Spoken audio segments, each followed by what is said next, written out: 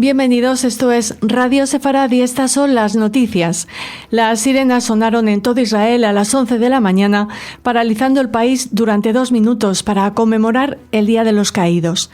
Al atardecer empieza el Día de la Independencia, Yom Ha'atzmaut. España llevó a la cumbre de exteriores de la Unión Europea su exigencia de ruptura total con Israel, sin contar con el respaldo de los principales países. Israel y Líbano pactan una segunda ronda de negociaciones el jueves en Washington. Arabia Saudita desmantela una célula yihadista vinculada a la llamada Guardia del Jurista de Irán. A prisión 4 detenidos en una operación contra el terrorismo yihadista en Melilla, en España. Estos son los titulares de las noticias que comenta Jorge Rosenblum. Hola, Jorge. Hola, Raquel, ¿qué tal? Comenzamos con la primera de estas informaciones. Las sirenas sonaron en todo Israel a las 11 de la mañana, paralizando el país durante 2 minutos para conmemorar el Día de los Caídos, Yom HaZikaron.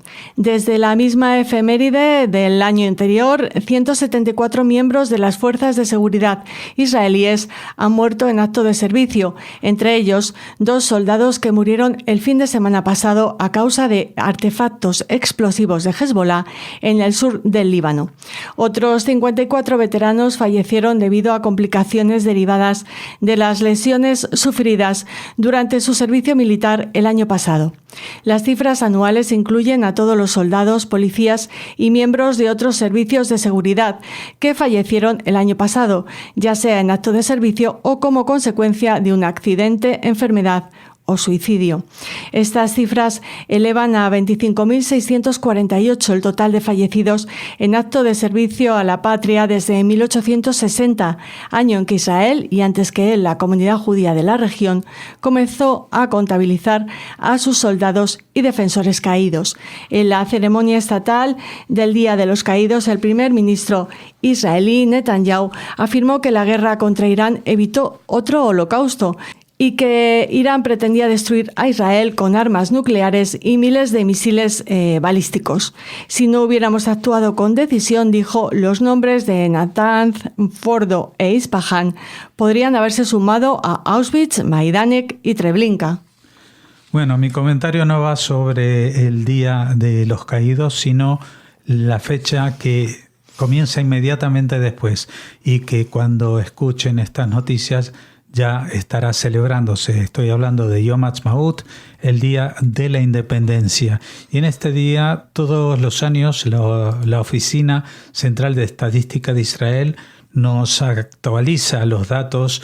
Por ejemplo, que en este caso la población ya asciende a 10.244.000 almas, el 76% de los cuales, o sea, 7.790.000, son judíos, el 21,1%, es decir, 2.157.000 son árabes y hasta un 2,9%, unos 296.000, son habitantes extranjeros. Entre los judíos, el 11,5% son jaredíes, es decir, ultraortodoxos. El 12%, una proporción similar, se considera religiosos, pero no ultra. El 33,5% se considera religiosos más bien tradicionales, es decir, que solamente en las grandes fiestas pues acuden a las sinagogas. Y el 43% restante son seculares. Os recuerdo que estas cifras corresponden solamente a los judíos israelíes, con lo cual tenemos más o menos una división de totalmente seculares 43% y más o menos vinculados en distintos grados a la religión el restante 57%.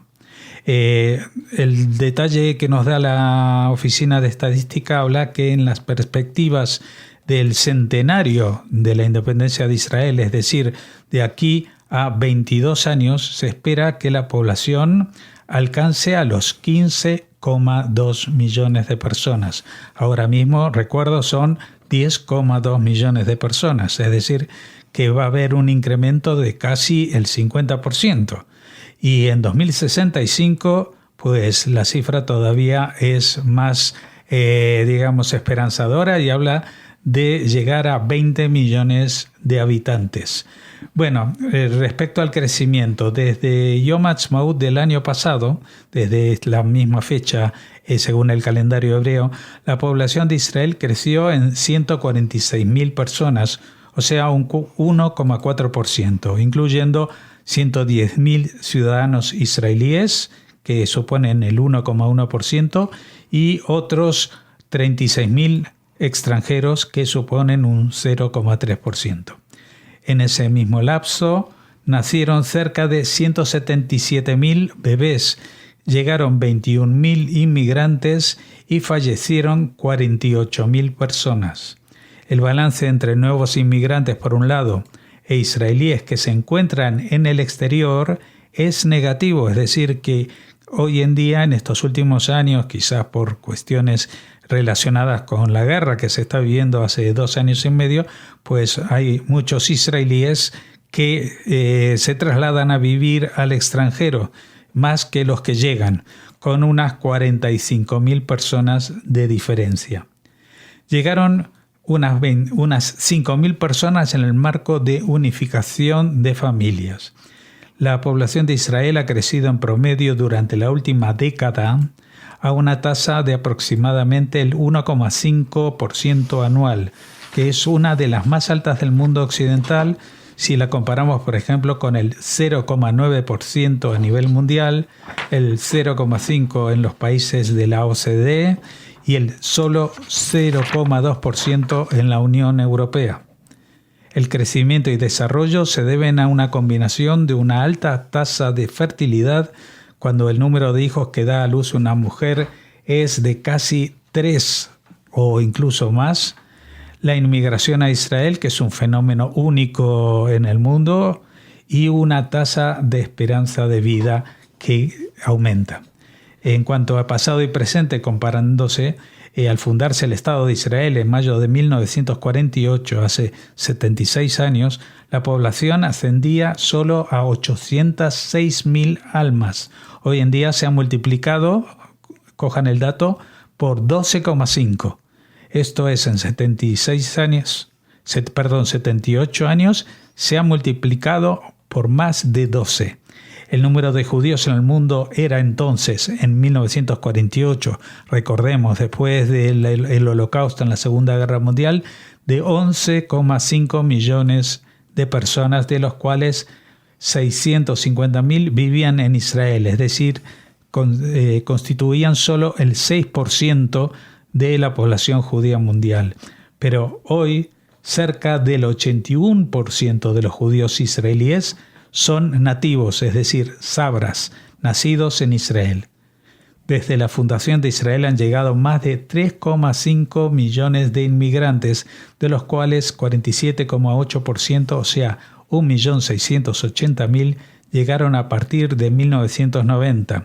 Y en este caso, pues habría que tomar en consideración que justamente en esa década de los 90 era cuando llegó masivamente los judíos de la ex Unión Soviética, que no podían emigrar durante muchas décadas y que aprovecharon ese momento histórico para emigrar a Israel. No solamente, hay muchos que emigraron a Alemania, Estados Unidos y otros muchos países.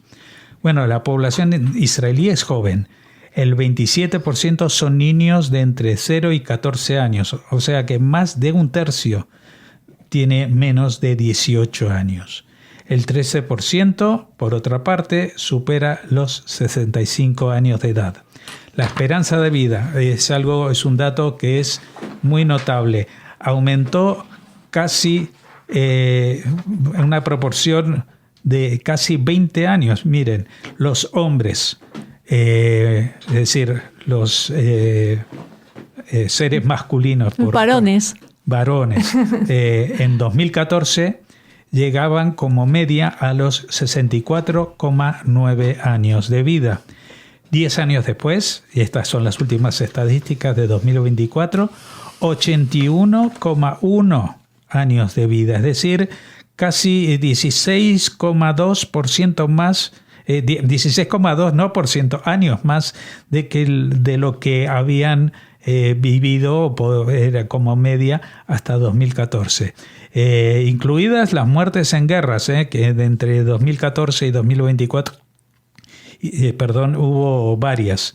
Las mujeres hoy en día alcanzan, también con datos de 2024, los 85,5 años de edad, es decir, siguen teniendo unos años más de vida que los seres masculinos. Esto es un fenómeno, creo que es internacional. Y los últimos datos. Hay 15,8 millones de judíos en el mundo actualmente, de los cuales más de 7 millones viven en Israel, lo que supone aproximadamente el 45%. Estamos muy cerca de llegar a ese número mágico en el cual la mayoría de los judíos del mundo vivan en Israel. En 1939, en vísperas de la Segunda Guerra Mundial, antes de que empezara el Holocausto, el número de judíos en el mundo era de 16,6 millones, es decir, más de los que hoy, más de 80 años después, somos en el mundo. Todavía no se ha recuperado esa cifra. Y de aquellos 16,6 millones, unos 449.000 vivían en el año 39 en Israel y constituían solo el 3% de los judíos del mundo. Estos datos me parecieron muy interesantes de recalcar en un día como hoy. Esperamos que les hayan resultado interesantes. Lo comentábamos al principio. Pedro Sánchez abandera en Europa la posición contra Israel, primero por la guerra en Gaza y ahora por la situación en el Líbano. Y en ese marco España va a retomar la presión para que la Unión Europea suspenda el acuerdo de asociación con Jerusalén, como ya adelantó el presidente del gobierno español este fin de semana. El jefe español de Exteriores, José Manuel Álvarez, ha vuelto a poner el tema de nuevo sobre la mesa en la reunión de ministros de Exteriores de este martes en Luxemburgo, en un momento además en el que otros países como Irlanda o Eslovenia han escogido ese mismo camino. Por el contrario, la alta representante Kaja Kallas sí ve mayor viabilidad en la opción de más sanciones a colonos israelíes en Cisjordania o a que se aprueben medidas de corte comercial, como la suspensión parcial de ese pacto de comercio, algo que ya puso sobre la mesa en el pasado Bruselas. Mientras, la Comisión Europea parece haber aparcado el asunto desde el acuerdo de paz sobre la franja apadrinado por Donald Trump. Antes sí había llegado a proponer el bloqueo de la parte comercial del acuerdo o la imposición de sanciones contra los ministros más extremistas del Ejecutivo de Benjamin Netanyahu. Pero no llegó a puerto esa idea. El presidente español Pedro Sánchez comentó en un mitin electoral este domingo: ha llegado la hora de que la Unión Europea rompa su acuerdo de asociación con Israel. Bueno, cojan el dato de esta última frase que estaba hablando, y todo esto sucede en el marco de mitines electorales en las distintas autonomías. En este caso, pues estamos hablando de la de Andalucía, pero toda esta campaña de reprimendas e incluso de acciones muy, muy fuertes contra Israel, pues Pedro Sánchez las está liderando, especialmente desde que han empezado estas elecciones regionales dentro del país, como un caballo de batalla, como si fuera algo que realmente fuera determinante para el futuro de los españoles o de los, en este caso, andaluces, y en otros casos de otras regiones. Pero, como dice la noticia, y aunque todavía no tengamos los detalles definitivos, porque esto se está hablando ahora mismo, pues los únicos otros países que se han plegado a esta iniciativa son Irlanda y Eslovenia, que son países que también están en esta misma esfera de oposición a Israel. No así el resto de la Unión Europea, aunque sí consideran distinto tipo de sanciones mucho más limitadas, como han hecho hasta ahora. Así que creo, de mi creencia ahora mismo, que esta iniciativa no va a salir adelante y que ha sido una acción más para producto interno, para consumo interno dentro de España, que para afectar de alguna manera a lo que suceda en Europa en su relación con Israel. Volvemos a Oriente Próximo. El jueves se celebrará una segunda ronda de conversaciones directas entre Israel y el Líbano. La reunión tendrá lugar en el Departamento de Estado en Washington y contará con la presencia de representantes de Israel, Líbano y Estados Unidos. El martes pasado, el representante israelí, el embajador en Estados Unidos, Yehiel Leiter, y la actual embajadora de Líbano en Washington, Nada Hamadeh Moawad, mantuvieron la reunión de más alto nivel hasta la fecha entre oficiales israelíes y libaneses. Las conversaciones del jueves tendrán lugar días antes de que expire el alto el fuego de 10 días entre Israel y la organización terrorista chií pro-iraní Hezbollah. Sin embargo, el presidente del Parlamento libanés, Navid Berri, declaró, tras una reunión con el embajador estadounidense en el Líbano, Michel Issa, que Estados Unidos estaba tratando de extender la tregua. Bueno, la verdad yo creo que es bastante difícil que Israel y Líbano lleguen a alguna medida realmente importante como el establecimiento de relaciones diplomáticas plenas, a pesar de que esa pueda ser la intención de la administración Trump. Pero no olvidemos que Hezbollah sigue campando a sus anchas en el Líbano, sigue teniendo arsenales, sigue siendo la fuerza militar más importante del país, mucho más importante que el propio ejército libanés, con lo cual, pues, si alguien se atreve a declarar o tomar una iniciativa demasiado fuerte de aquellas que propone Washington y que también apoyaría a Israel, como la ilegalización de Hezbollah, el desarme de esta milicia, etcétera, pues esto provocaría una reacción muy violenta de este grupo que, como decimos, ahora mismo Israel ha desalojado prácticamente del sur del país, en los 10 kilómetros más al sur, cercanos a la frontera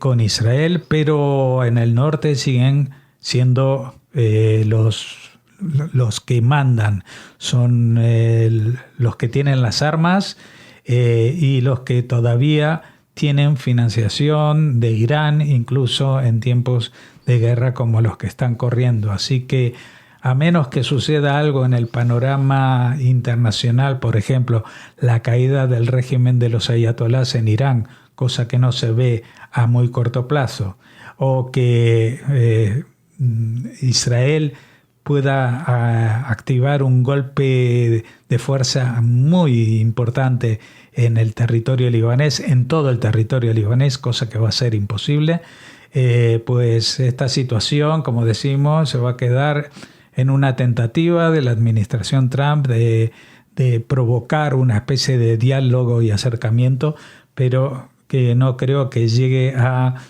cuajar del todo en el establecimiento de relaciones diplomáticas. Arabia Saudita desmanteló una célula yihadista vinculada a la llamada Guardia del Jurista de Irán.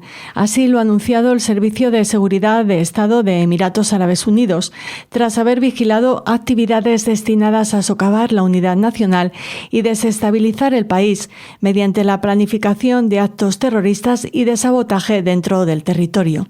Las investigaciones revelaron la conexión de la organización con lo que se conoce como la Guardia del Jurista Islámico en Irán, además de que sus miembros adoptan ideas extremistas que amenazan la seguridad interna. Los miembros de la organización trabajaban para atraer y reclutar nuevos miembros mediante reuniones secretas, como parte de un plan coordinado para infiltrarse en puestos clave. También se observaron reuniones, tanto dentro como fuera del país, con individuos y organizaciones sospechosas, con el objetivo de influir en jóvenes y difundir ideas engañosas al servicio de intereses extranjeros. Los detenidos estaban involucrados en la recaudación de fondos por medios no oficiales y su transferencia a terceros como parte del apoyo a las actividades de la organización. Bueno, respecto a esta noticia tengo que confesar de que no encontré algo que me aclare la duda si esta organización, que sí existe y sí está actuando de tal como describe la noticia, estaba actuando en Arabia Saudita o en Emiratos Árabes Unidos, que son los que han hecho esta nota de prensa, con lo cual entiendo de que tanto un país como el otro estaban afectados por estas organizaciones y que han colaborado en su desmantelamiento. Terminamos situándonos en España. La Audiencia Nacional ha decretado este lunes el ingreso en prisión preventiva de 4 de los 8 detenidos en una operación contra el terrorismo yihadista desarrollada el viernes en Melilla y ha dejado en libertad provisional a otros 3. La Policía Nacional detuvo el viernes a 6 personas y la Guardia Civil a otras 2, uno de ellos menor de edad, en una operación antiterrorista desarrollada en Melilla, la tercera en lo que va de año en la ciudad autónoma. 7 de ellos, los mayores de edad, han pasado este lunes a disposición judicial.